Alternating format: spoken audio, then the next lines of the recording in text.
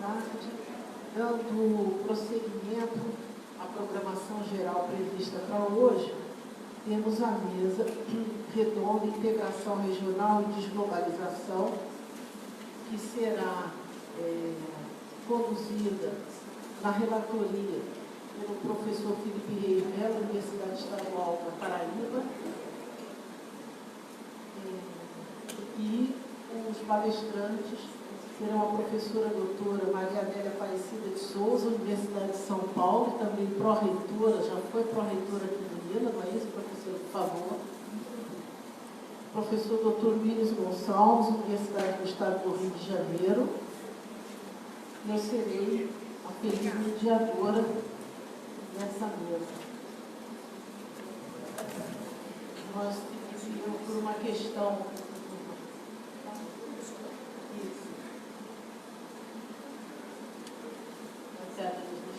Eu queria só, para aqueles que não são da UNILA, dizer muito brevemente que a professora doutora Maria Adélia é geógrafa de formação, livre docente da USP, tem diversos livros publicados na área de geografia humana, geografia urbana, tem contribuições sobre a questão da ocupação do solo urbano, sobretudo relativo a São Paulo, que é um livro bastante conhecido, assim como o professor William Gonçalves, que é da área de Relações Internacionais, tem no seu currículo, é um livro muito famoso, que os alunos gostam muito, publicado pela ZAR, Introdução às Relações Internacionais, só Relações Internacionais, famoso Dicionário de Relações Internacionais, publicado já, reeditado várias vezes.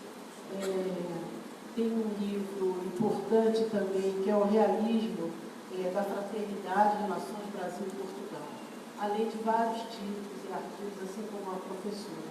Então, eu vou passar imediatamente a palavra aos palestrantes.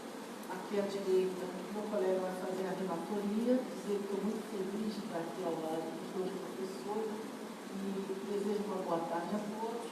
A gente não tem propriamente um teto, mas às 19 horas nós temos um evento importante que é o lançamento de livros dos colegas aqui do FOMEC. Então eu pediria que a gente observasse esse teto, inclusive dando um pequeno período, uns 10 minutos finais para as questões. Então, quando for 6h30, 6h40, farei um sinal, 6h50.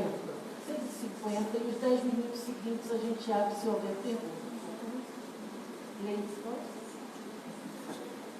Leite.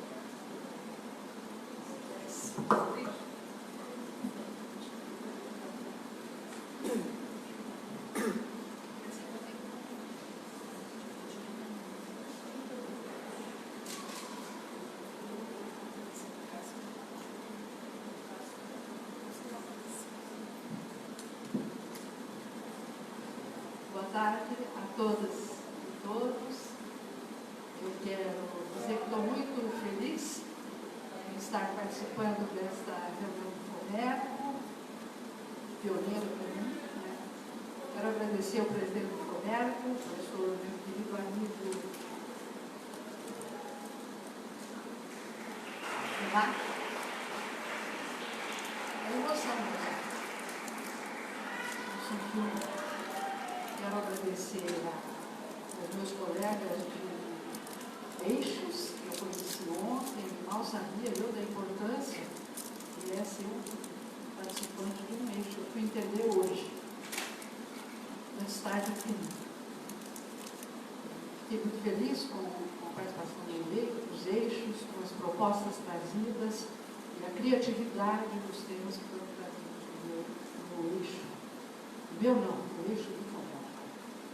Quero agradecer também a comissão organizadora, a UNILA, como sempre, que nos acolhe, e quero dizer da minha alegria dos reencontros, né? E de todos eles eu queria falar do meu encontro com o professor Jerônimo, velho companheiro de lutas e vidas, que eu não vi há tempos.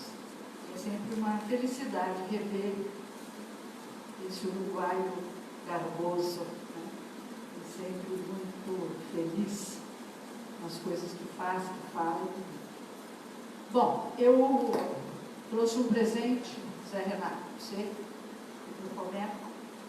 Eu fiz um esforço teórico, eu estou querendo entrar na discussão da integração como geógrafa, não como economista, nem como sociólogo, menos ainda como cientista político, porque eu acho que a integração é um tema em cheio da geografia contemporânea, deveria ser, pelo menos. Eu começaria a dizer que fiz isso pelo fato do meu encantamento há muito tempo pela questão da América Latina. Eu sou fundadora do PROLAN, na USP, ser velha é bom por isso. E também porque eu acho que a gente tem que retomar uma discussão na universidade, muito especialmente na UNILA, sobre a questão da divisão acadêmica do trabalho. Eu vejo as pessoas falarem no território, no espaço, com muita largura, muito século XX. Né? E nós temos um autor brasileiro que eu acho que traz uma contribuição enorme para esclarecer esses conceitos e outros mais, sobre os quais eu falarei um pouquinho, rapidinho, e também para que cada disciplina, e a geografia tem andado omissa nessas coisas, né? A geografia não evoluiu muito, nós fazemos aí toda a geografia muito francesa, muito influenciada pela Escola de Paris, né? Pelo Cláudio Andrade, pelo todo. Então, eu acho que merece trazer à baila uma escola brasileira, liderada por Milton Santos e os que o antecederam, geógrafos de vários países do mundo, filósofos de vários países do mundo, que não se falam. Né? Não é só Vidal Fantástico e nem Piaget. Então, eu fiz um esforço de teorizar na perspectiva que eu busco fazer como planejadora, que sempre fui, geógrafa planejadora, e no aprendizado dos primórdios da UNILA, onde a gente tinha que ter muita clareza sobre a questão da multidisciplinaridade, da interdisciplinaridade, do multilinguismo, né? Dessas coisas todas que a gente tem o dever de discutir na UNILA para poder fazer a discussão da integração. Então, é um ensaio, como todo ensaio, eu preciso ter coragem, eu tenho uma coisa que não me falta, e eu vou estar ruim se pudessem apagar essa luz. Eu fiz branco e preto, mas com a luz acesa. Será que dá para apagar aqui? Não. Senão sou só eu que vou enxergar, né? Mas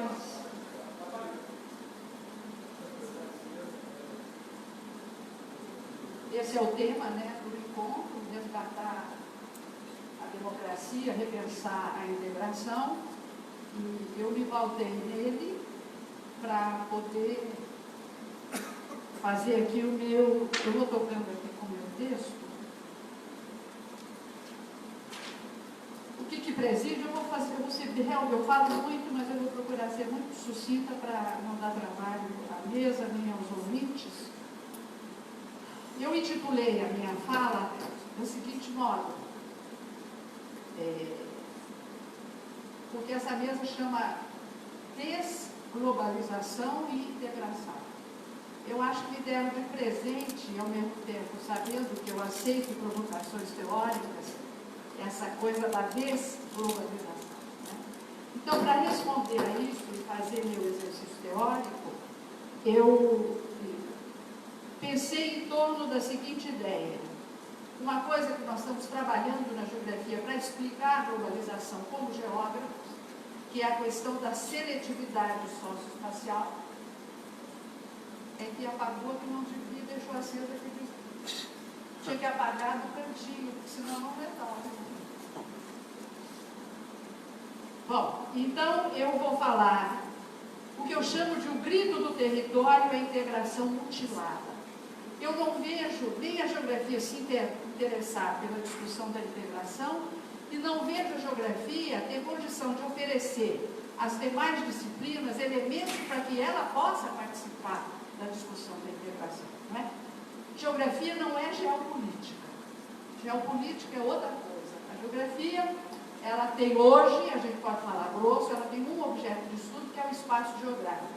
Não se pode discutir integração sem dominar o conceito de espaço geográfico e de território usado, que são conceitos completamente diferentes, embora interdependentes. Então, para cuidar dessa globalização e seletividade socioespacial, vou explicar o que é isso, e aí eu vou fazer uma crítica às políticas que vêm sendo desenvolvidas como sendo políticas de integração latino-americana, porque crítica é o meu verbo.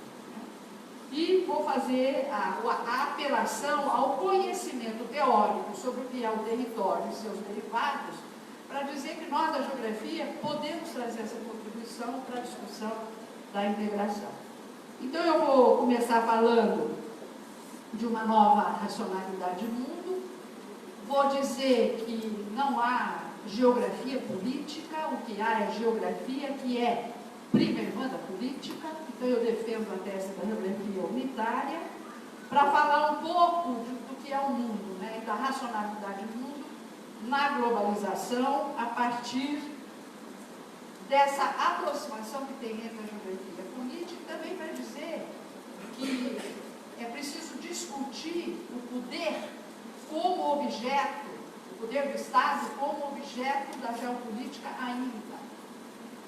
Eu acho que a minha tese é outra, eu vou desenvolver como geólogo. Vou falar, em segundo lugar, sobre o território usado. Ah, tá lá. Melhorou, né? Vocês enxergam? Não. A globalização e a seletividade, o grito do território e a integração mutilada, porque eu acho que não há território na discussão da integração.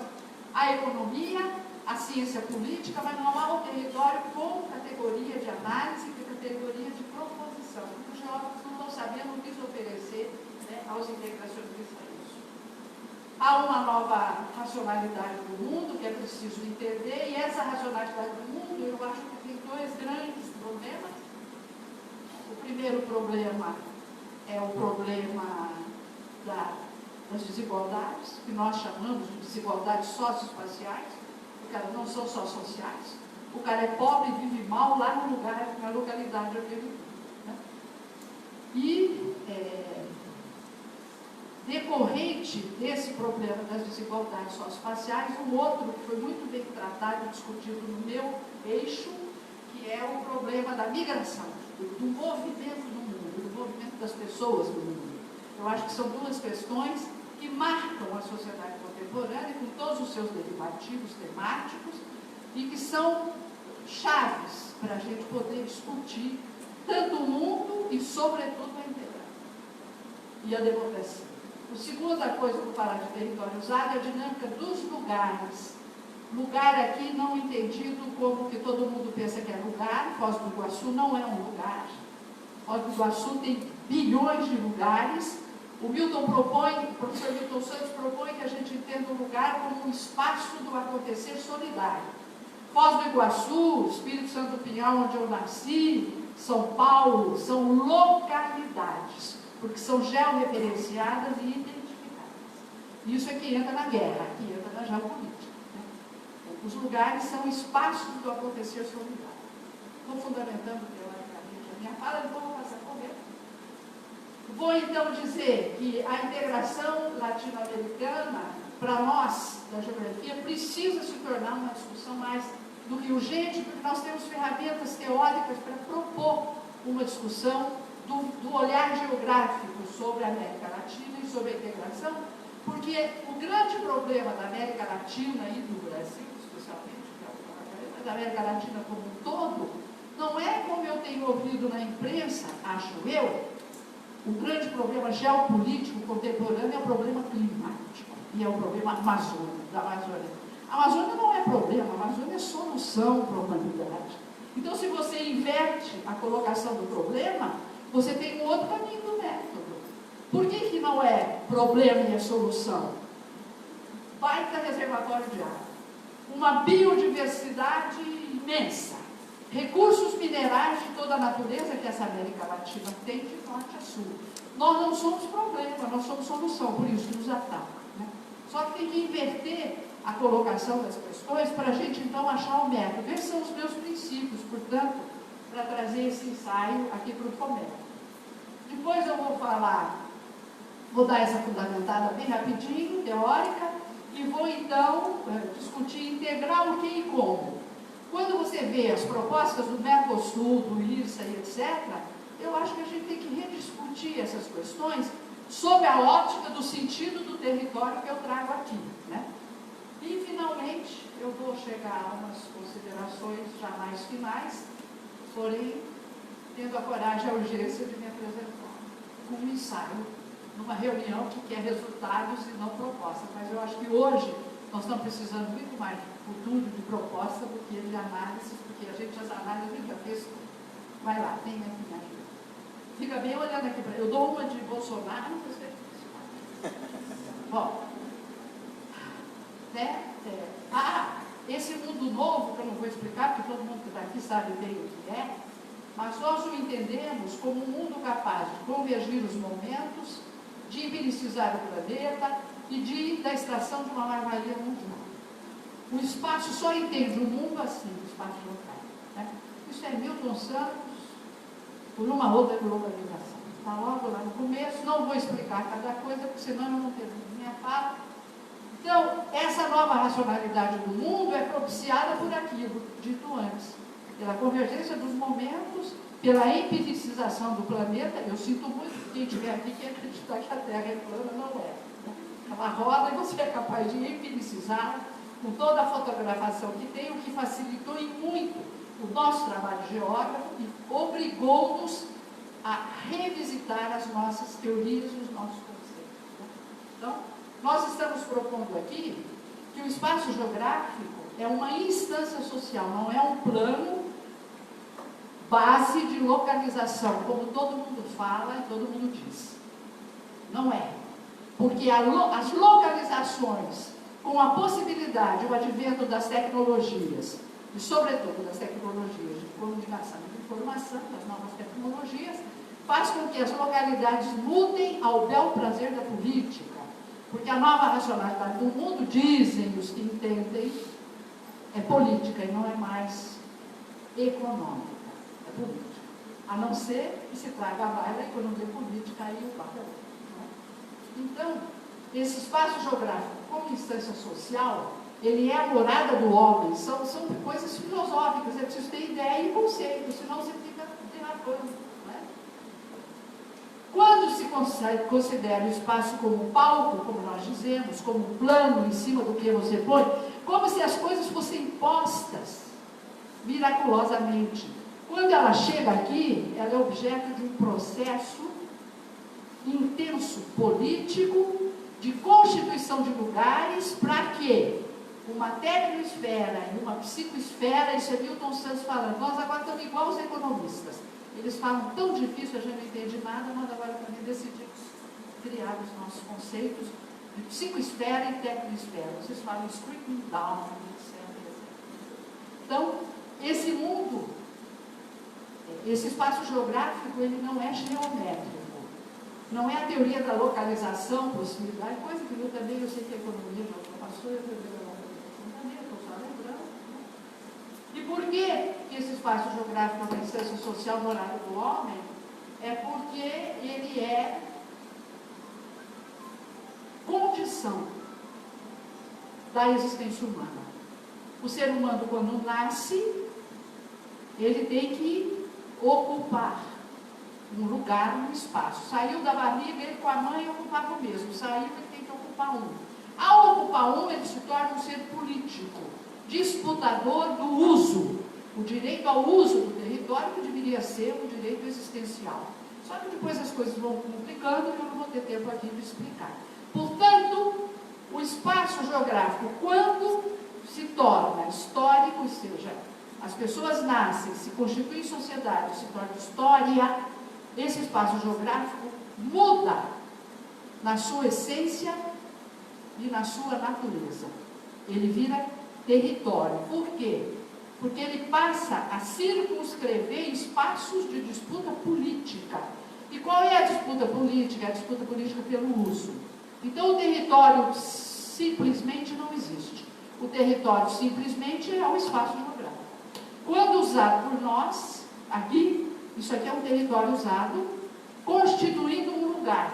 um espaço do acontecer solidário. Olha, quando nós saímos daqui, isso aqui é um espaço vazio, uma forma. Então, é a proposta do Milton, que eu estou passando batido, vai lá. E, né, esse é o resumo, a partir dessa teoria, do que é o espaço, o território usado, o lugar e a paisagem.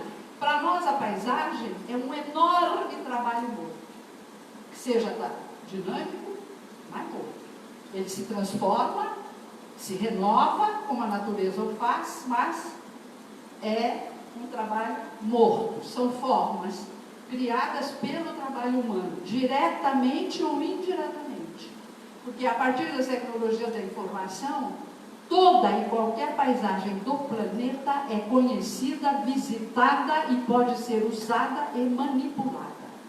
Então isso faz com que não há mais aquela... Tem um colega meu francês que está retomando aquela ideia de ecúmeno, que é muito interessante, mas também não dá para discutir aqui, só para dizer que há um debate muito fértil a respeito da reivindicação de que o espaço geográfico entre na discussão como geografia e não como geopolítica. Né? Então vai lá. Aqui é a concepção de mundo. Eu vou passar, porque aquilo ali é o Milton Santos falando do mundo por uma geografia nova. A dinâmica dos lugares como categoria, eu já falei, o território usado como categoria de análise social. Eu vou fazer aqui uma análise da América Latina pegando o território usado. E vou falar no que é esse território usado, então, vou correr. A partir de dois fundamentos. O território usado, eu estou introduzindo para chegar na desglobalização. O território usado, hoje, ele é preparado para as dinâmicas da globalização. E como é que se prepara esse território, esse uso? Aí o professor Milton Santos criou esse conceito, que eu acho genial, que é o conceito de meio técnico, científico e informacional. O conceito de meio é um conceito velho da geografia física. Meio natural começou, depois virou meio geográfico, depois virou meio técnico, e o Milton propôs meio técnico, científico e informacional. É uma evolução desse conceito, um adornamento desse conceito, a partir dos tempos até chegar nesse MTCI, que é o meio técnico, científico e informacional. É a agregação de ciência, tecnologia e informação ao território para o funcionamento do mundo hegemônico e do mundo globalizado. Uma empresa globalizada, hoje ela pode se localizar em qualquer lugar do mundo que receba informação, porque hoje a informação que navega não são mais nem os produtos, nem as mercadorias, você monta, você tem a tal da economia flexível e tudo mais. Isso tem implicações, portanto, nas paisagens e, portanto, no uso do território. Eu vou ter aqui a definição, vou deixar uma cópia disso com o Renato, um presente do Roberto na minha apresentação, que eu vou poder. E o Milton chama a atenção da gente para isso que é muito importante, que é o que gera o meio técnico científico e informacional, que é a redutibilidade entre dois conceitos importantes do Milton, que é o conceito de tecnosfera, que é essa agregação de tecnologia, ciência e informação ao território pelo uso, pelas redes técnicas todas que tem por aí. Só que essa tecnosfera, e aí é que eu acho que é importante, e a partir daqui que eu vou trazer uma contribuição para a discussão da integração. A redutibilidade entre esse território técnico, mas que é cheio de intencionalidade, que ele vai chamar de psicoesfera. Essa psicoesfera é o que preside a configuração territorial do mundo do presente com vistas à atuação do capital hegemônico. Por isso é que ele é seletivo, daí eu ter dado o nome da minha fala em seletividade. Eu vou mostrar como isso ocorre na América Latina a partir da compreensão séria da proposta do Milton sobre o que é o território nacional. Eu estou comendo mais que posso. Ele propõe que o território usado seja entendido, ele refinou, isso é que eu acho bonito na obra do professor Milton, ele refinou o conceito de território. Então tem um território usado por nós, os cidadãos, que é o território da nação, regido por uma Constituição Federal, quando é obedecida, não é? E esse é o território abrigo, é o Brasil meu, é o Peru dele, é é o meu território abrigo, é a minha nação. E eu vivo nela civilizadamente a partir dos pactos que são consolidados na Constituição Federal. Portanto, o território, como norma, é a Constituição. Porque a definição que o Milton dá de espaço geográfico é a seguinte: o espaço geográfico é o indissociável sistema de objetos e ações. Não há um objeto sequer que não tenha sido presidido por um sistema de ações. As ações podem ser normativas, criativas, artísticas, seja lá o que for. Todo objeto, um porto, uma cidade, uma escola, seja lá o que for, uma estrada, ele é um objeto técnico conjuminado com o sistema de ações. Tanto de quem o projetou, quanto e, sobretudo, de quem o utilizar ou utiliza. Então, ele politiza esse conceito e permite o desenvolvimento de um método de trabalho, de um método científico muito rico, como eu vou procurar demonstrar nesses estudos preliminares que eu estou fazendo sobre a integração e o funcionamento do território usado na América Latina, né? E o outro território é o mesmo, só que ele tem duas caras. Esse é o meu, do cidadão e da cidadã. Esse aqui é o território das empresas. Não funciona do mesmo jeito, portanto, você não pode aplicar o mesmo conceito. Esse aqui ele chama território como recurso, e esse é território como norma. Aqui no Brasil a gente tem zilhões de exemplos de utilização do território brasileiro como recurso. Eu me lembro do Olívio Dutra, quando era presidente do governador do Rio Grande do Sul, que a Fiat ia para lá, ele preparou tudo e a Fiat foi para Betim e ficou com a brocha sem escala. Vocês lembram desse episódio? Está cheio de coisas desse tipo, de mudança de localização que se dá nos estados nacionais, feita pelo grande capital. Então você prepara o meio para ele chegar e ele não vai e muda. Daí vai para a Malásia, vai para não sei aonde, e a gente fica com a brocha sem escada, né, pendurada. Esses dois conceitos permitem. Então, o meio técnico científico informacional é o território usado pelas empresas. Ele é preparado para o uso das empresas. Isso, se você for desenvolver o urbanismo, aí você entende as periferias sem nada, os centros da cidade com tudo quanto é tipo de rede e de equipamento funcionando, e as periferias sem nada. É a seletividade. A gente chama isso de seletividade socioespacial ou seletividade territorial. São dois conceitos importantes, né? E a existência das pessoas e das empresas vai depender, portanto, da forma como elas usam ou preparam o uso do território. Vai lá. Bom, esse território usado é também o território praticado.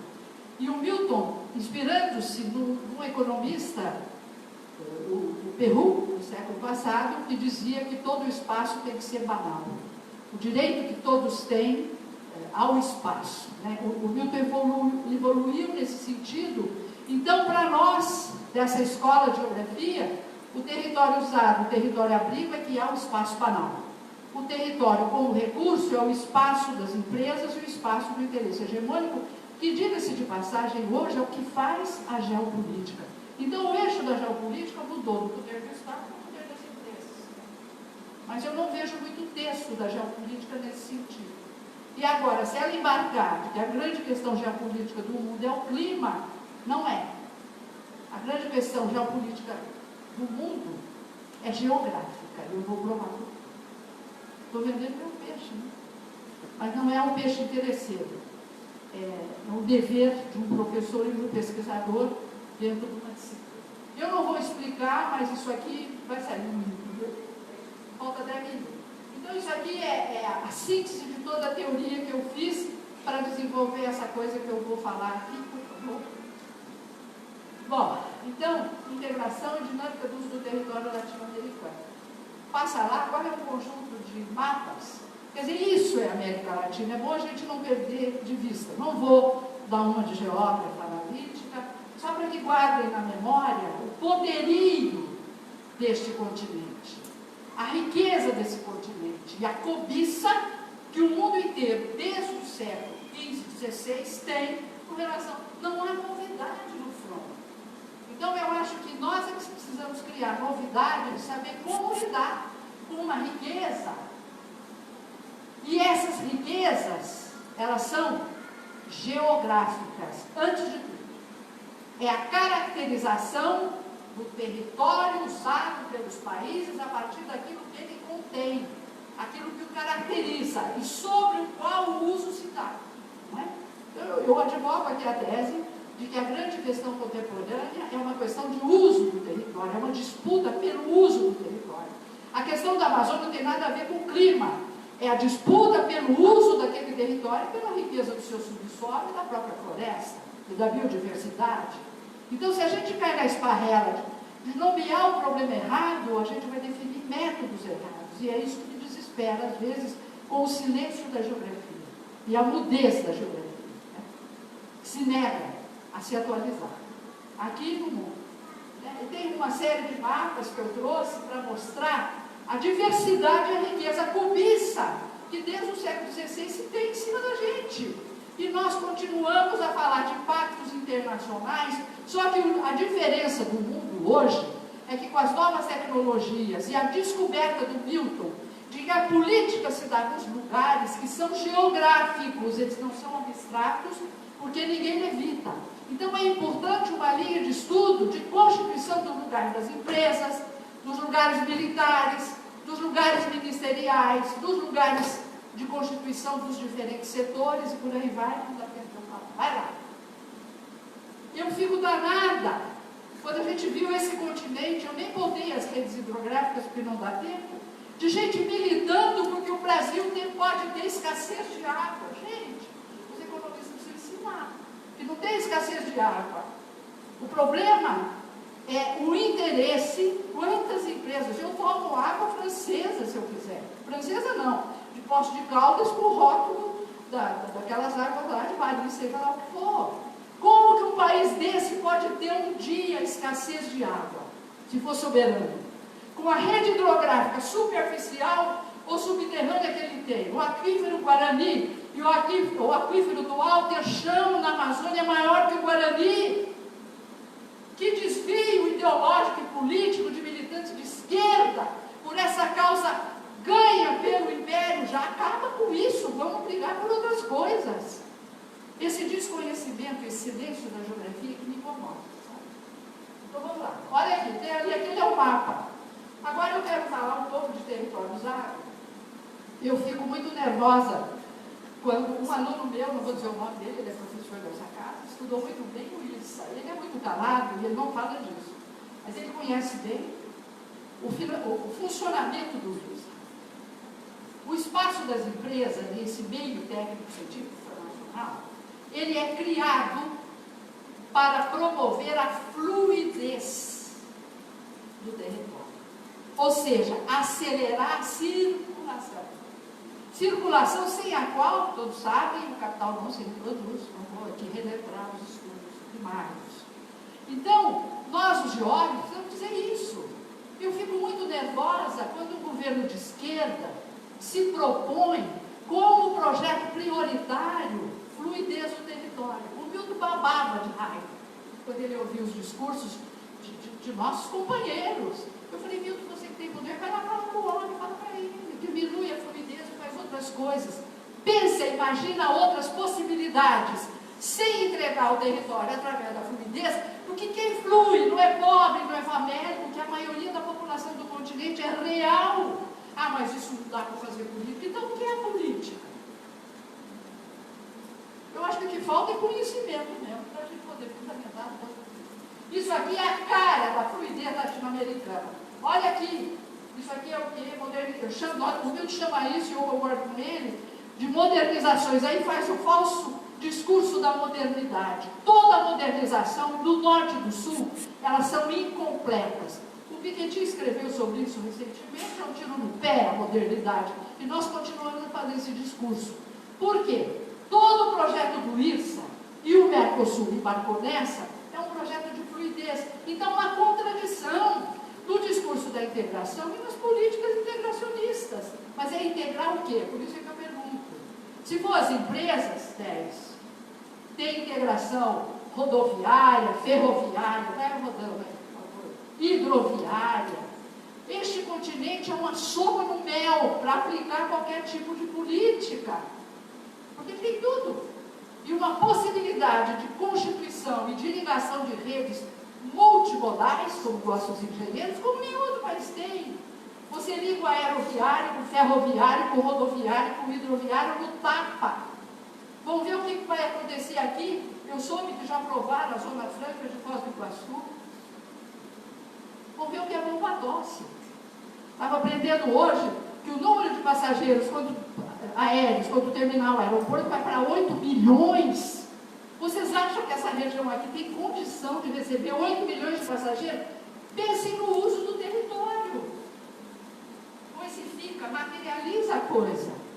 Eu não vejo ninguém ainda discutindo ou pensando nisso extensamente. Parece que a prefeitura já tem essa ideia de pensar, mas não basta pensar. A Unila tem que acordar e fazer isso correto. Senão ela vai ficar estudando temas que não tem nada a ver com o presente e com o futuro da região e da tríplice fronteira. Vai ser uma anarquia, como foi em Manaus. Vai lá ver como é que está Manaus. E aprovaram na surdina. Olha que eu sou bem informada, não fiquei nem... Bom, aqui são alguns dados para mostrar o contraste do foco sobre esse continente rico, como recursos naturais, como diversidade cultural, como o que você quiser. Nós temos de sobra. Isso não é ufanismo bobo. Eu posso comprovar cartograficamente. Isso que eu estou dizendo é que eu não tenho. Em compensação, uma pobreza lapidária, que é incompreensível. Só a política pode explicar essa coisa, né? Vai lá, não dá. Bom, isso aqui é a menina dos meus olhos. A diversidade linguística desse continente na época do descobrimento. Boa parte dessas coisas você levou hoje. A Rocio fez parte do meu grupo e fez essa discussão da questão cultural, que é que eu estou trazendo aqui, mas vou teorizar sobre ela. E trouxe o mapa mais atual das línguas, que depois eu vou querer. Mas essa diversidade aparece ainda na essência da cultura do povo latino-americano. Língua, e outra menina, cadê a Laura? Esqueci o nome dela. Da Universidade de Brasília, que levou um outro estudo interessantíssimo sobre a questão da língua. Cadê ela? Não levanta. Está ela lá. Discretíssima. Interessantíssima. Ela escreveu uma cartilha na língua do cara. Não é que nem as pessoas fazem uma cartilha na pergunta. Então, eu vou correr. A minha vai passando, eu não vou poder interpretar, eu quero chegar e integrar. Vai lá. Esses dois grafiquinhos eu paro. Volta. Não. Mais um. Então vai. Vai. Aqui, para aí. Eu estou propondo um diálogo multidisciplinar entre geografias, no plural, geopolíticas e geopoéticas, como paisagens, não como disciplinas. Essa casa tem obrigação de permanentemente, portanto, que todo mundo aqui tem que ser erudito, falar várias línguas, saber várias disciplinas, que senão não acontecerá a sua missão. Né? Então, a geografia traz o quê? Ela traz os estudos do uso do território, ela vai aprofundar o conhecimento do meio técnico científico informacional valoroso, implantado na América Latina por tudo quanto é governo, seja ele socialista, reacionário, ditatorial. O discurso é exatamente o mesmo e o meio técnico científico propicia e aprofunda as desigualdades socioespaciais.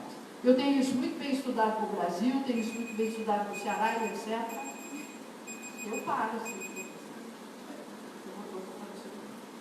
A geopolítica econômica, a ação das empresas, as geopolíticas institucionais e a discussão que se faz de soberania e democracia só nesse eixo. Ele está também nesse. Como ele está nesse, que eu prefiro me deter, que eu estou recriando um conceito muito poético e que eu estou ensaiando e trazê-lo para a discussão da integração latino-americana, que estou chamando, me apropriando de um conceito criado por um irlandês, mas para ele eram as paisagens bucólicas. Para mim é a barra pesada da luta revolucionária e libertária da América Latina no futuro próximo. O que é a geopoética? A UNILA está na geopoética. Isso dá um rumo de método. Não vou desenvolver, não dá tempo. A ação das empresas capitalistas, sim, porque o capitalismo vai ter um sufoco, depois da questão ambiental ele vai durar mais 300 anos. E o aspecto cultural e comercial. Ontem o embaixador chamou muita atenção no problema das relações internacionais do ponto de vista comercial e econômico. Só que não precisa ser só o hegemônico. Se a gente aprofundar, e não dá tempo da gente fazer essa discussão, sobre a importância dinâmica dos lugares, se a gente concordar com a tese do meu professor Celso Furtado, de que a alimentação do mercado interno é uma fonte de renda e de reprodução de vida no Brasil e na América Latina, intercambiando nós outros entre nós, não é isolacionismo que eu estou pregando, é reduzir a importância e o interesse do capital hegemônico aqui, coisa que os políticos e economistas sabem fazer melhor que eu, né? E essa geopoética, ela é por natureza coletiva, cidadã, e ela é movimento social. Depois tem o texto para justificar isso, eu só estou trazendo aqui a ideia, né? Esses são os princípios, vai lá, teóricos da minha reflexão, e consequências geográficas essas coisas têm, quando não aplicadas. Se a geografia não se liga, os usos do território passam a ser só do interesse hegemônico, que é. Eu provo para o Brasil, para São Paulo, e estou começando a provar para a América Latina, que o único uso que tem aqui é o do interesse hegemônico, e os territórios são preparados para a fluidez das mercadorias. Nós não sabemos usar sequer a fluidez para a difusão das ideias, porque as nossas ideias nós vamos ainda buscar na Europa. A geopolítica, a fluidez do território, do ponto de vista geopolítico, que é a discussão atual sobre a Amazônia, é para a exploração dos recursos naturais, não tem nada a ver com o clima. Quem estudou climatologia sabe que não há problema nenhum do clima da Amazônia com o clima do mundo. Eu não sou bolsonarista, mas nisso ele tem razão. E eu estou falando aqui, lendo artigos de caras que inventaram a teoria climática contemporânea que se dá pela movimentação de massas de ar. Coisa linda que descobriram recentemente são os rios aéreos, que é o que faz com que nós não tenhamos deserto. O problema da Amazônia, o problema climático da Amazônia diz respeito à América Latina como um todo, ponto e basta. Não é? E há uma desorganização do espaço humano e do espaço mundial a partir dessa visão geopolítica que não considera a fluidez do território com profundidade. O que ela significa? Você fazer rodovia, ferrovia, porto, aeroporto, tem um preço, né? Então, é uma discussão, é um ensaio, viu? O Milton defende essa tese e eu estou aqui com ele, acompanhando. Quando a geopoética não está em ação, aqueles elementos que eu mostrei antes, você tem uma morte das paisagens. Quando eu falo de morte de paisagem, eu estou falando de morte das culturas. Você tem uma degradação do meio geográfico, ou seja, o meio da existência humana, e você tem morte da cultura, tanto local quanto continental. Há alguns experimentos, algumas provas, está saindo agora um doutorado de uma aluna minha a respeito disso, tentando explicar a evolução do que aconteceu em junho de 2013. Bom, então eu estou aqui trazendo essa geografia geopolítica e geopoética. São disciplinas centrais para essa discussão, e como é que eu vou examinar essa questão dos alagamentos dos contextos, da fluidez do território e a possibilidade de renovação na política. Então, a pedagogia da política, dos partidos, e quem não é militante, eu não sou militante de partido algum, mas eu acompanho as discussões, como tenho acompanhado os jornalistas independentes, onde eu vou me informar sobre a questão brasileira ou a questão latino-americana. As discussões ainda não consideram o território como categoria de análise, e elas então estão derrapando, e por isso é que não há novidade, ou não há sequer um novo, né? Nem a novidade e nem um novo, para a gente poder elaborar e ver o que fazer com essa pasmaceira de assistência. Você pode, mas isso está sendo feito pela alta política. Eu não sei não. Quando você começa a estudar e entender que a globalização que não desglobaliza, a história não volta atrás, a globalização se sustenta com mega capital, criador do meio técnico, científico, informacional e das riquezas do país, e é nisso que o grande interesse internacional vai, e os geógrafos cuidar muito bem disso e analisar muito bem disso a partir do conceito de volta, né? Então, eu queria chamar a atenção para essa ufa. Eu nunca falei tão depressa. Eu não gosto de fazer isso, viu, Renata? Eu estou fazendo só por você. E as minhas conferências duram 3 horas. Pode passar? Não vou parar aqui. Não dá. Está tudo aí. Considerações finais, aí fica tudo bem, né? Eu trouxe, acho que eu pensei que fosse falar mais, né? Eu trouxe conceitos interessantes, acho, são meus, são o processo de pensar na geografia que eu faço. Procuro distinguir metáfora de conceito. Isso aqui rolou solto, aqui rola sempre. Sustentabilidade, inclusão social no capitalismo e pouco. Leram Marx? Segurança alimentar, questão ambiental. Por que não é social? Vai ver o que é ambiente. E por aí vai, eu queria lembrar, discutir um pouco isso, não dá tempo, né? A integração é um projeto de ação e reação. Portanto, é um processo de revolução.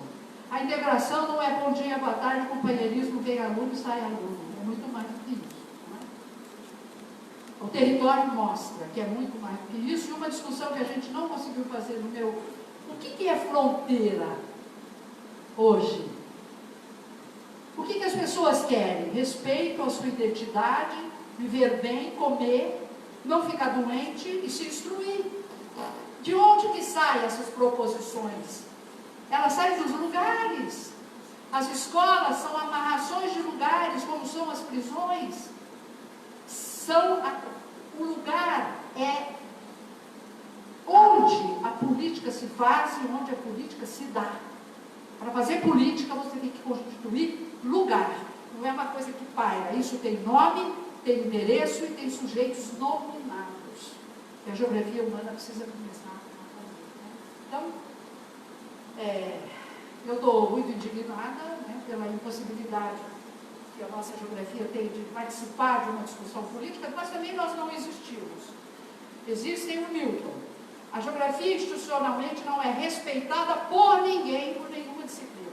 Usam e abusam do conceito que a geografia deveria oferecer, vocês todos, falam em território com a maior cara de pau, falam em espaço com a maior cara de pau, falam em lugar com a maior cara de pau, e era preciso começar a respeitar, eu comecei por isso, vou terminar nisso, a tal divisão acadêmica do trabalho, sem o que a UNILA não vai florescer. Tenho dito, muito obrigada.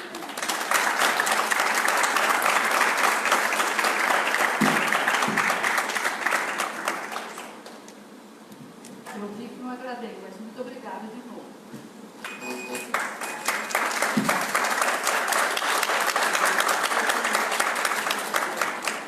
Só para ganhar 2, vocês embarcaram. Se alegre, não?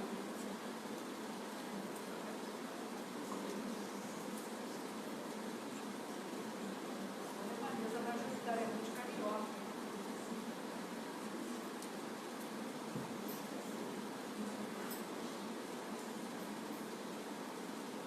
Passa a palavra ao professor Williams Gonçalves. Então, aqui, colocando o cronômetro para funcionar. Boa tarde. Quero, em primeiro lugar, falar do meu orgulho de participar de mais uma reunião do FOMER, uma alegria muito grande de encontrar os colegas que tão gentilmente têm insistido muito nos estudos sobre a integração, que veio se integrar, né, ao longo desse tempo. E também quero agradecer à organização desse FOMER por me convidar a participar dessa mesa tão importante, abrilhantada pela presença da professora doutora Maria Adélia Garcia. Satisfação muito grande compartilhar a mesa com tão qualificados. O tema o tema geral da mesa, como já foi dito pela professora, é integração regional e desglobalização. O que é um grande desafio, uma grande ousadia aceitar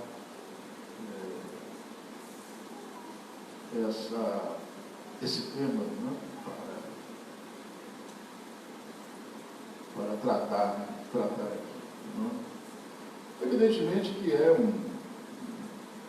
não se pode falar de integração regional e desglobalização, né, sem tecer considerações teóricas iniciais. Né? Então, eu farei, naturalmente que não farei, né, com a mesma extensão, a mesma profundidade, o mesmo refinamento da professora Maria Débora. Minha apresentação conceitual será uma apresentação mais simples, mais objetiva. Bom, eu penso que é importante, em primeiro lugar, falar sobre o conceito de globalização. A propósito disso, eu quero dizer que há duas ideias, no meu entendimento, há duas ideias que remetem à globalização, ou duas globalizações, ou dois conceitos de globalização. A primeira ideia é a globalização como um processo histórico, que se confunde ou se reduz ao processo de desenvolvimento do capitalismo. Então, desde os grandes descobrimentos, passando pela Revolução Industrial, pela Revolução Tecnológica do século XIX, nós temos um processo progressivo, né, de desenvolvimento do capitalismo e de envolvimento das relações capitalistas por todo o planeta. E não há a menor dúvida de que, por volta da década de 80, nós tivemos um salto nesse processo com a tecnologia informacional. Né? E alguns, né, hoje não se fala mais assim, mas em alguns lá pelos anos 90 falavam em terceira revolução tecnológica. Né? A revolução no processamento de dados e a revolução do transporte, que não só aperfeiçoaram o processamento de dados e o transporte, mas, né, o fizeram de modo que o seu preço, né, se tornasse muito baixo, podendo assim ser amplamente usado. Portanto, nós temos um conceito, uma ideia de globalização, que é um processo de desenvolvimento do capitalismo, vamos dizer assim, na sua etapa mais elevada, que é dessa, usar o termo, revolução tecnológica, dessa terceira revolução industrial. E nós temos um outro conceito de globalização, que eu diria que se trata de um conceito ideológico. Globalização como um conceito ideológico. Globalização como um projeto de poder. Esse conceito ideológico de globalização, que começou a circular no final da década de 80 e ganhou um grande impulso no início dos anos 90, coincidindo com a queda do Muro de Berlim e a dissolução do Estado Soviético e a consequência transformação dos Estados Unidos, durante algum tempo, como a superpotência solitária com uma única superpotência. Né? Então, esses acontecimentos deram impulso a essa ideia de globalização. Todos aqui sabem, todos são estudiosos do assunto, e sabem que durante um bom tempo, né, uma década pelo menos, desde o início dos anos 90, essa ideia de globalização foi uma ideia muito forte que permeava todos os estudos, né, chegando alguns mesmos a comparar, né, a globalização, ou entender a globalização como uma autêntica força da natureza. Né? Portanto, não faria sentido qualquer tipo de qualquer projeto político para se opor à globalização. Né? A globalização seria como uma tempestade. Não há como se opor, senão somente como se adaptar, como se ajustar, né? Se proteger dela ou tirar partido dela. Né? Associada a essa ideia de globalização, esse conceito ideológico de globalização, estava o conceito de governança, né? De governança global. Né? Essa ideia de o conceito ideológico de globalização supunha o enfraquecimento do Estado, a porosidade cada vez maior das fronteiras, a incapacidade do Estado, né, de enfrentar os desafios. Né? Costumava-se dizer que o Estado era muito pequeno, era muito fraco para enfrentar determinados problemas e capaz de resolver outros. Né? Decretou-se assim o enfraquecimento e até o desaparecimento do Estado, o que correspondeu ao fortalecimento do chamado terceiro setor, das organizações não governamentais, que seriam mais capazes de cumprir as tarefas para as quais o Estado não estava mais gabaritado, não estava mais qualificado a resolver. Né?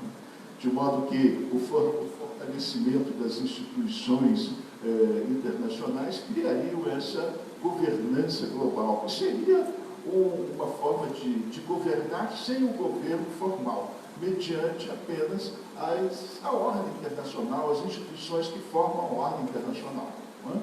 Durante a década de 90, nós assistimos, né, e participamos de diversas conferências mundiais, né? Conferências sobre o meio ambiente, no Rio de Janeiro, em 92, conferências sobre a mulher, sobre a habitação, né? Diversas conferências mundiais, nas quais se pretendia criar ordens, que é uma ordem, né, que criasse, por sua vez, essa governança global, sendo que uma das instituições mais importantes desse período, que começou a funcionar em 1995, foi a Organização Mundial do Comércio.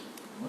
A Organização Mundial do Comércio, podemos dizer, teve uma importância muito grande para promover a globalização, a ideologia da globalização e fortalecer essa ideia de governança global. Muito bem, portanto, eu estou discutindo, né, ou distinguindo, melhor dizendo, né, o que é uma globalização, né, que é o desenvolvimento do capitalismo, a intensificação das trocas, da circulação das finanças, né, portanto, dados objetivos da economia, né, que permitem, por exemplo, um fazendeiro no Mato Grosso, com o uso do computador, saber da cotação da carne nos mercados estrangeiros e fazer os seus cálculos, fazer as suas projeções. Né? Então, temos aí esse desenvolvimento do capitalismo. E temos o projeto da globalização, que eu não tenho dificuldade nenhuma, não vejo problema nenhum em dizer, que foi um conceito forjado nas entranhas do Estado norte-americano, né? Especialmente, particularmente, do governo Bill Clinton.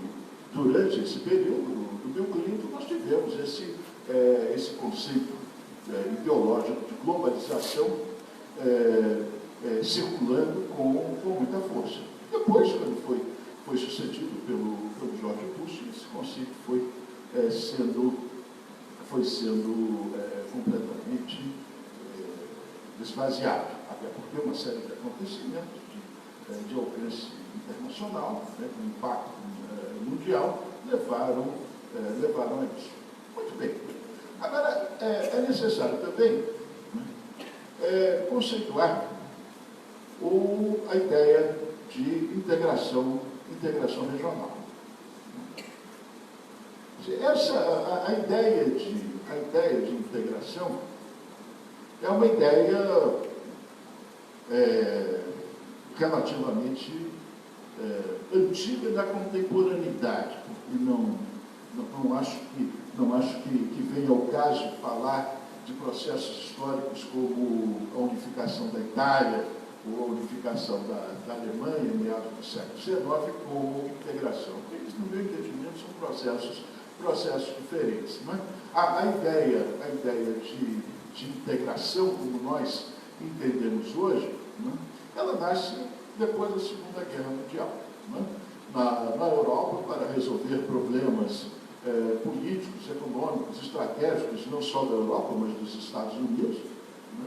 E também na América Latina, né? É um conceito que podemos afirmar com segurança que nasce da CEPAL, né? Com a preocupação da CEPAL em descobrir as razões, as causas do atraso.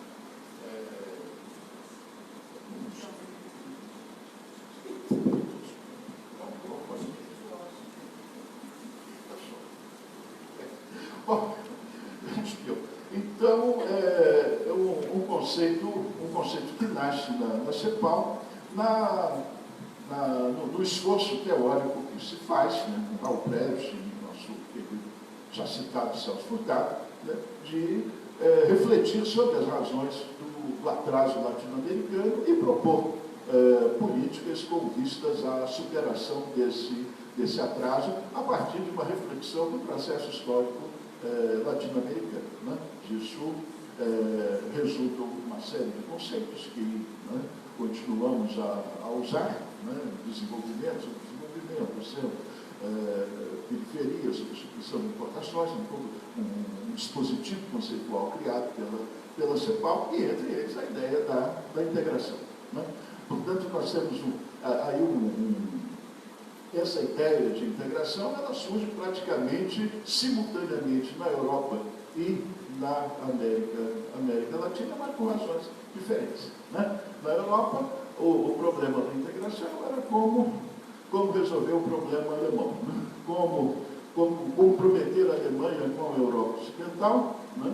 Impedindo assim a marginalização da Alemanha, uma vez que os europeus ocidentais àquela altura tinham todas as razões do mundo para odiar os alemães. Então, como integrar a Alemanha à Europa Ocidental, não permitindo assim, portanto, que ela tombasse para a esquerda, né, e se aproximasse da União Soviética. Portanto, esse era um problema político, estratégico dos Estados Unidos. Então, a integração europeia, ela nasce, podemos dizer, com o selo, com a autorização dos Estados Unidos. Né? Se não fosse do interesse dos Estados Unidos, não haveria integração europeia. Né? Houve integração europeia, porque interessava os Estados Unidos aqui não. Né? A nossa integração foi, vamos dizer, o esforço teórico e o esforço prático da integração foi a revelia dos Estados Unidos ou contra os Estados Unidos. Né? Vale, inclusive, a pena lembrar que, se a CEPAL existe, né, ela se deveu à intervenção política de Getúlio Vargas, porque a CEPAL, originalmente, ela devia ter um desempenho provisório.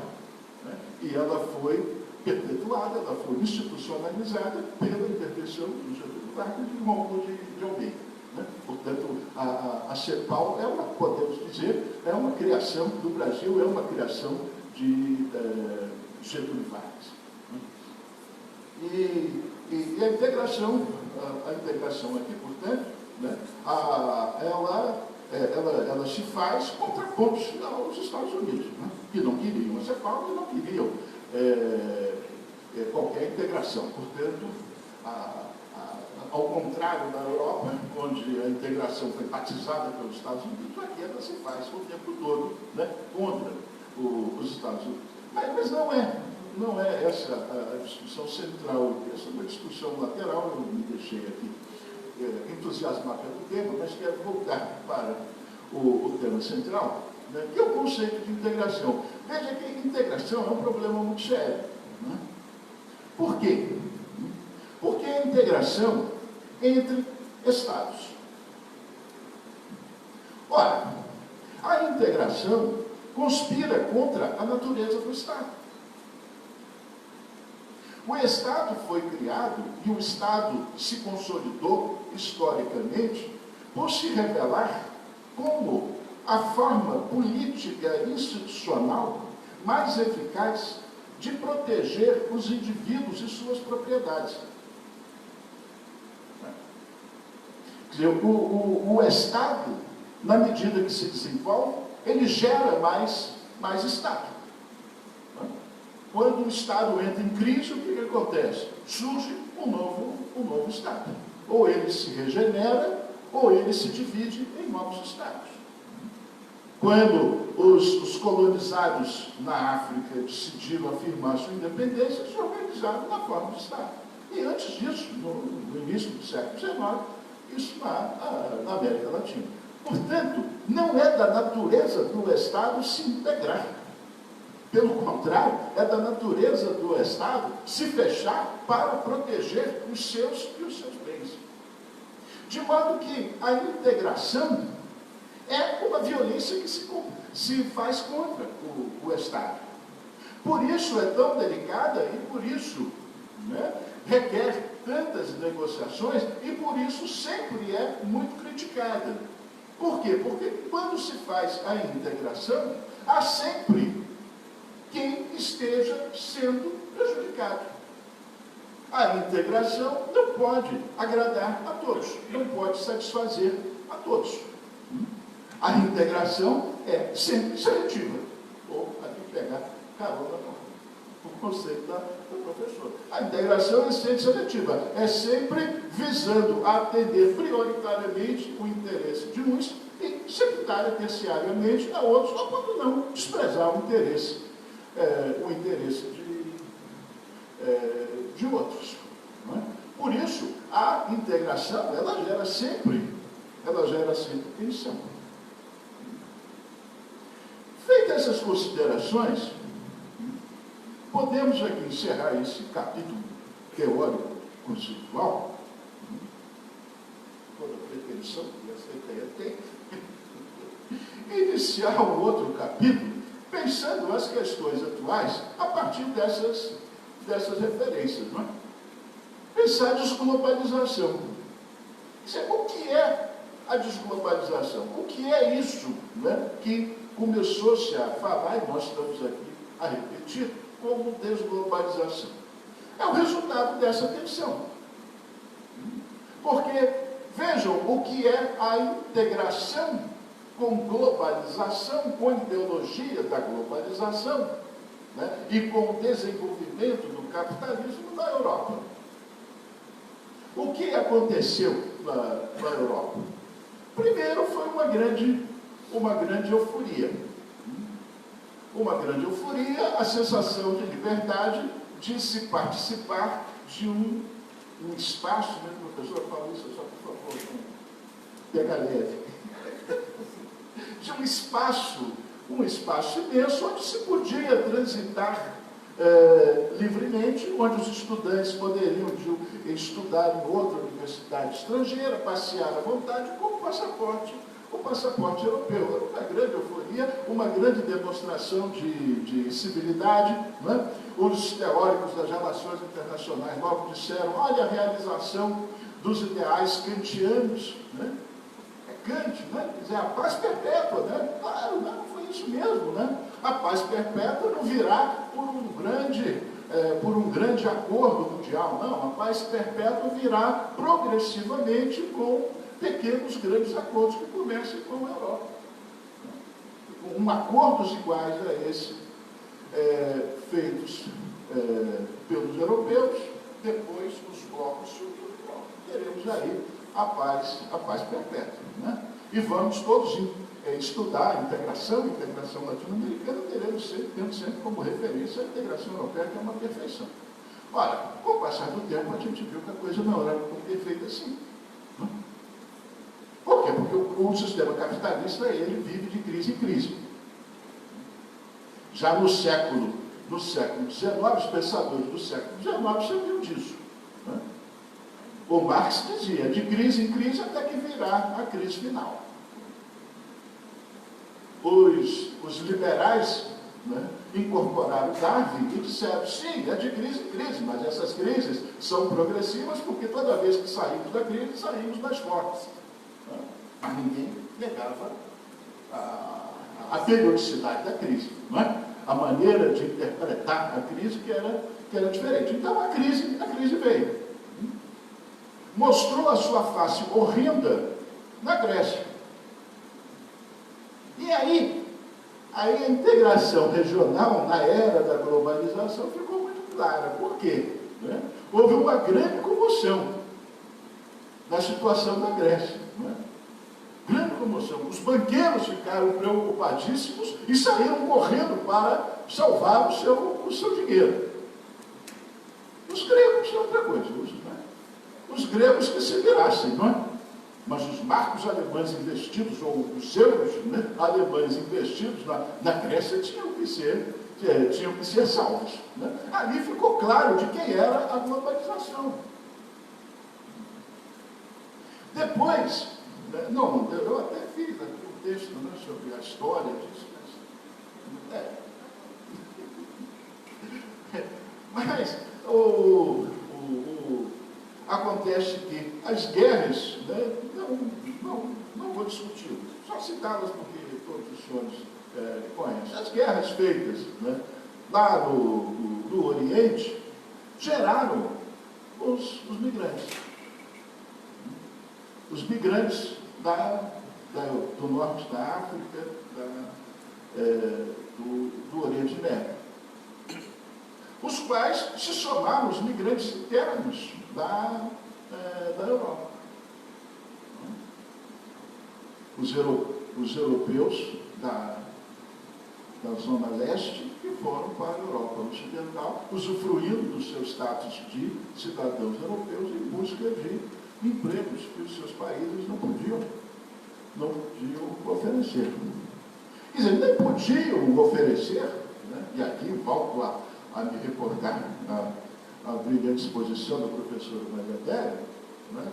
Porque com a integração, né, as grandes empresas, né, saíram em busca de melhores lugares de mão de obra mais qualificada. Então nós tivemos, a Grécia entrou naquela situação, né, não só por má administração, mas porque, né, a economia grega foi esvaziada, né, em favor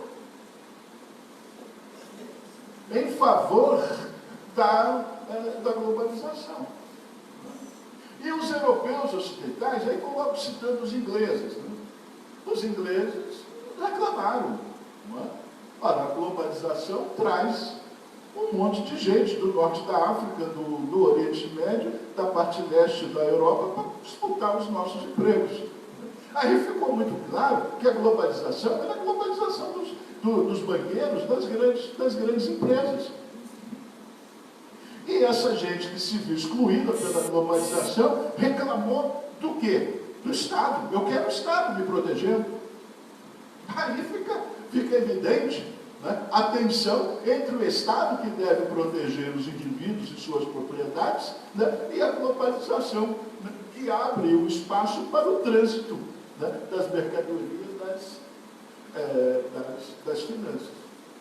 Agora, isso tudo é muito interessante, porque é o seguinte, porque enquanto essa coisa acontece, há um outro fenômeno, que é a ascensão da China. A data de 2008, ela é emblemática nesse sentido, porque é o momento em que estoura a bolha especulativa nos Estados Unidos e se instaura uma grande crise. Uma crise que obriga o governo conservador liberal dos Estados Unidos a intervir e salvar os bancos, né, de uma crise semelhante àquela de 29.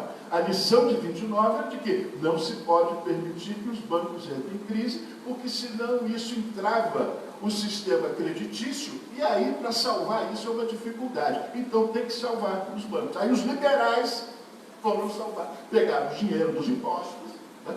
Os liberais gostam disso, né? Para salvar os bancos. E aí, o que nós vemos politicamente nos Estados Unidos? Uma rejeição cada vez maior à globalização.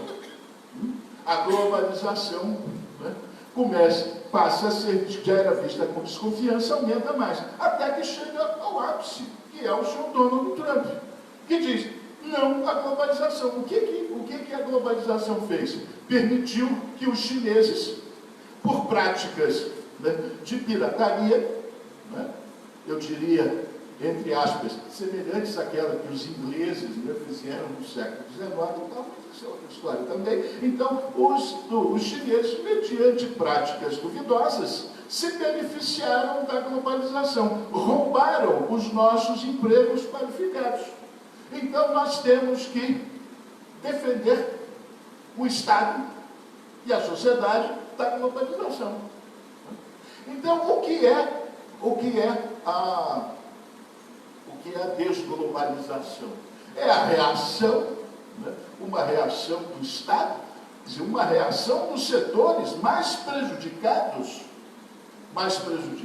pela globalização, né, que fizeram pressão, né, e alcançaram. O Brexit em inglês é isso. Foi um povo que se sente prejudicado da globalização, que disse sim, queremos a saída da Europa. Isso se choca com a racionalidade econômica capitalista? Claro que se choca, né? Mas é o povão inglês reclamando da perda da redução do seu salário, reclamando da perda do seu emprego para o estrangeiro. A mesma coisa acontece nos Estados Unidos. Por que o Trump foi eleito? Porque ele se apoiou nesses setores que se viam prejudicados pela globalização. Né? Setores que viram a cidade de Detroit se tornar um ferro velho. Né? Uma cidade que era mais industrial, importantíssima, se tornou uma cidade de escombros, de ruínas. Né? Então, é essa gente que elege Donald Trump, que é um nacionalista. É um nacionalista porque rejeita a globalização. Meu tempo deve estar acabando, né? Faltam 5 minutos, vamos fazendo aqui.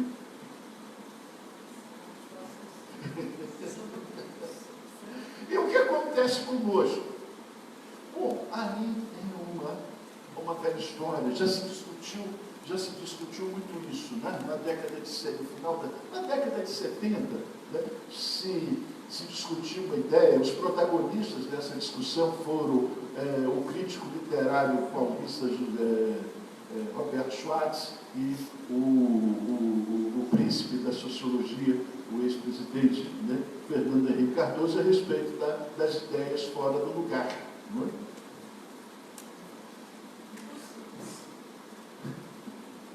Que a ideia do liberalismo e do nacionalismo no Brasil. Não é? Quer dizer, a nossa regionalização ela é pensada, né, de uma outra maneira. Não é? Quer dizer, esse nosso presidente, né, e, professora, a senhora falou de umas coisas queridas, não é? Eu compreendo, porque uma coisa que me irrita profundamente, que me enlouquece, é quando eu vejo alguém dizendo que Bolsonaro é nacionalista. Meu Deus, isso é uma aberração. Esse homem não é, nunca foi, e nem sabe sequer o que é nacionalismo. Ele é um patrioteiro. Ele e esses que se enrolam em bandeira do Brasil e vão para a rua pedir. São patrioteiros. Nacionalismo, para nós, é outra coisa. Porque esse conceito de nacionalismo, ele é universal, vamos assim dizer. Mas ele tem matizes culturais. Não é? O nacionalismo europeu e o nacionalismo africano são nacionalismos tribais. Né? O que difere é quanto a pele. Uns são pretos, outros são brancos. Mas o nacionalismo ali tem um caráter étnico, um caráter tribal. Nós não. O nosso nacionalismo é outro. O nosso nacionalismo, ele surge, ele se forja no início da década de 50, só no início da década de 50, com a campanha do petróleo é nosso, né? E se fortifica com a Carta de Testamento de 24 de agosto do Getúlio Vargas. Né? Isso é o nosso nacionalismo. O nosso nacionalismo é, por definição, né, desenvolvimentista e anti-imperialista. Então, o Bolsonaro não sabe sequer o que é isso. Nunca teve oportunidade de aprender, que ensinasse isso. Ele não sabe o que é nacionalismo. Não é? E que ele não saiba, a gente compreende perfeitamente. Agora, que se lhe atribua, né, o conceito de nacionalismo é uma aberração, ele não é nacionalismo. Até porque, né, aí é a mesma coisa, isso levaria muito tempo, eu acho também que também não teria necessidade, né, de ser visto para uma audiência do nível que nós temos aqui, né, é que a nossa direita, né, a direita brasileira, a direita latino-americana, né, apesar de copiar os símbolos norte-americanos e os símbolos europeus, tem um sinal trocado. Né? Enquanto a direita norte-americana e europeia é nacionalista, defende os bens nacionais, a nossa direita é o contrário. Faz saudação para os americanos, né? Faz continência, admira os Estados Unidos e é liberal. Né? É por isso que eu dizia que essa é uma discussão que se liga nessa, né? Que se liga a essa mais antiga, de meados dos anos 70, que se referia, né, ao liberalismo dos proprietários de escravos. Né? Os nossos liberais no século XIX eram proprietários de escravos. E os nossos liberais do século XXI, eu penso que aspiram a essa condição também, de proprietários de escravos. Né? De modo que eu não tenho mais tempo de falar aqui, mas o que eu quero dizer é que a desglobalização para nós, né, e o impacto sobre a nossa integração, ela decorre de uma nova configuração do poder mundial. Uma nova configuração que foi discutida pela manhã na mesa que eu assisti, não é? O professor Leonardo Valente, o professor Thomas e outro, que é o protagonismo da China e a luta pela conquista, vamos assim dizer, da América Latina, porque os americanos hoje não têm mais uma grande estratégia, eles não têm mais um projeto hegemônico, eles sabem disso. A questão hoje é de conquistar áreas fiéis, de conquistar aliados. E tendo em vista a profunda incursão que os chineses, em primeiríssimo lugar, e os russos, né, com certo favor, em segundo lugar, a incursão que fizeram na América Latina, os norte-americanos, né, temem ou temiam, né, pelo nosso descolamento, pela nossa fuga da hegemonia. Isso se deu com o BRICS. Né? Se deu com o BRICS. A participação do Brasil no BRICS foi de uma ousadia imensa. Eu diria mesmo, e sempre disse isso, né? Quem me conhece sabe que eu repito isso há muito tempo, nós temos um passo além das pernas, né? Porque participamos do BRICS, tomamos decisões importantíssimas, como defender a Rússia na Crimeia, defender a Rússia e a China na Síria, e as nossas forças armadas só sabiam o que era BRICS pelas notinhas econômicas do Globo, não tinham a menor noção. Não é? Então nós nos metemos numa chamada briga de cachorro grande, né, que envolvia necessariamente a participação das Forças Armadas, e as Forças Armadas estão aí com essa ideia de comunismo, essas coisas, né, completamente perdidos no espaço. não é? Então, nós sofremos essa guerra híbrida, sofremos uma guerra híbrida, a guerra do celular, do WhatsApp, né? Fomos derrotados, o nacionalismo brasileiro foi derrotado por isso, né? Nesse processo de desglobalização, de reconfiguração do poder mundial, e que tem um impacto sobre a integração. O nosso governante é contra a integração. Não sei qual, ele nunca conseguirá também explicitar a lógica disso, né? Porque a lógica econômica mais comezinha, né, deveria, pelo menos, defender o Mercosul como área de livre comércio, como os tucanos sempre fizeram, né? Mas ele não, ele quer triturar, sapatear em cima do Mercosul.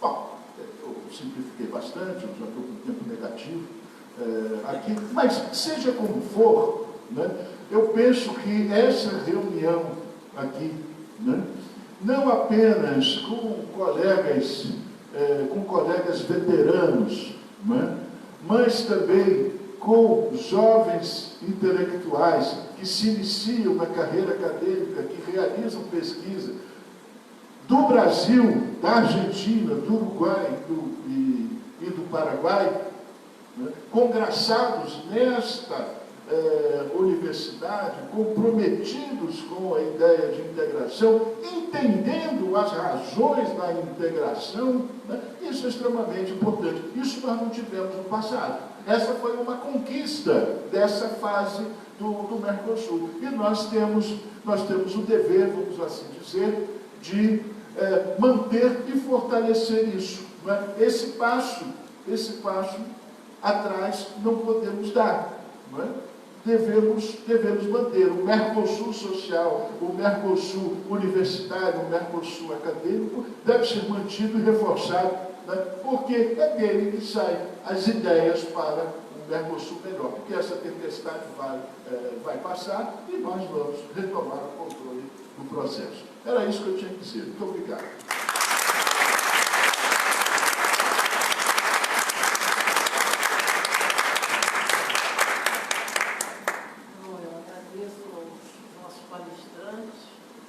Palavras instigantes, profundas, e passo imediatamente a palavra à assistência para as perguntas. Lembrando que temos um tempo de 19 horas, quando vamos passar para a segunda vai ser a enésima atividade do nosso dia, que é o lançamento de livros. 10 minutinhos, sem contexto, sem texto, pergunta. Só aproveitarmos aqui as pessoas.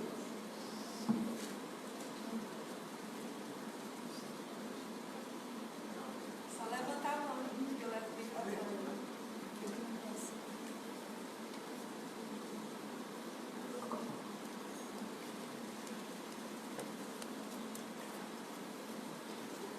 Boa tarde, eu sou o William, do curso de Relações Internacionais aqui da UNILA. É um prazer, professor, a gente se conhece, né? A pergunta que eu queria fazer para o senhor é o seguinte: no contexto dos BRICS, como que o senhor enxerga esse processo de integração? Porque nós temos Brasil extremamente ligado à China, temos alguns países da nossa América com ligações com Rússia, que é outro parceiro influente dentro dessa relação, e ao mesmo tempo nós estamos aí, que o pessoal costuma falar, né, no quintal dos Estados Unidos, e sofremos influência deles. Como que o senhor enxerga esse processo, neste atual período e principalmente no atual governo que nós temos? Entendi. O BRICS, desde o início, foi muito mal divulgado, né? Com má intenção, ele foi muito mal divulgado, muito mal entendido, muito mal compreendido. Não é? A mídia que domina essa temática, né, procurou sempre apresentar o BRICS como um processo de integração econômica duvidosa, de futuro duvidoso. Falava-se, esses países são concorrentes, esses países não podem se integrar. Mas o espírito do BRICS nunca foi esse. O espírito do BRICS foi político. O BRICS nasceu para mudar a ordem internacional. Há muita gente que diz, mas o Brasil quer mudar a ordem internacional para se beneficiar dele. Veja só, né? É por isso que aí que está o problema do nacionalismo, né? Porque os outros podem criar uma ordem para se beneficiar, quando nós procuramos criar uma ordem para nos beneficiar, mas não nos questionamos, né? Não estamos sendo honestos. Bom, mas a ideia era essa, criar uma ordem internacional e, vamos dizer assim, os resultados mais objetivos e expressivos foram a criação do novo Banco de Desenvolvimento e o fundo, né, para o fundo de reserva para ser aplicado em infraestrutura. Né? Enquanto a sociedade brasileira e a universidade brasileira tinham as informações mais fragmentárias, as informações mais desencontradas sobre o BRICS, nos Estados Unidos, né, os grandes think tanks, não falo na universidade, mas os grandes think tanks, os principais think tanks que abastecem o governo e os partidos de análise, né, de qualidade, estudaram incansavelmente o BRICS e afirmavam com todas as letras: o BRICS é um desastre, e um desastre o Brasil participar. Disso. Né? Então, a intenção do BRICS era, eu digo era porque nós estamos fora. Aí também esse é um processo político. Né? Os Estados Unidos ficaram pensando, discutindo isso, não para ficar de braços cruzados. Né? Não é à toa que na Índia foi eleito o Partido Nacionalista, e o Partido Nacionalista da Índia tem uma característica muito pronunciada, muito forte. Os nacionalistas indianos odeiam os chineses, né? Não por outra razão que o senhor Trump vai lá acariciar os nacionalistas indianos, e até o nosso próprio, né, é induzido a fazer a mesma coisa. Inclusive já anunciou que vai dispensar, né, o visto do passaporte para os indianos, etc. E tal, porque os nacionalistas indianos representam a destruição do BRICS, assim como ele aqui representou a destruição do BRICS. Mas a ideia do BRICS é a criação de uma nova ordem. E isso nos deixa numa situação muito ruim, porque enquanto parte do BRICS, nós podíamos renegociar a nossa dependência, valorizando a nossa importância vis-à-vis Estados Unidos e China. Hoje não temos nada disso.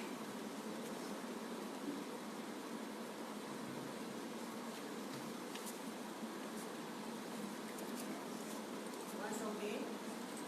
Ou então,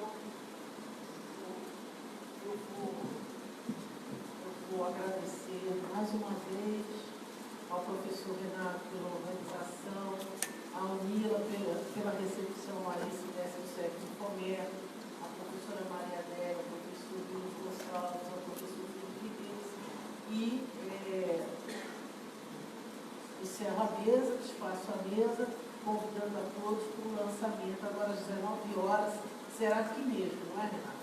Vamos apenas desfazer as mesas para a organização do lançamento de livros. Obrigada.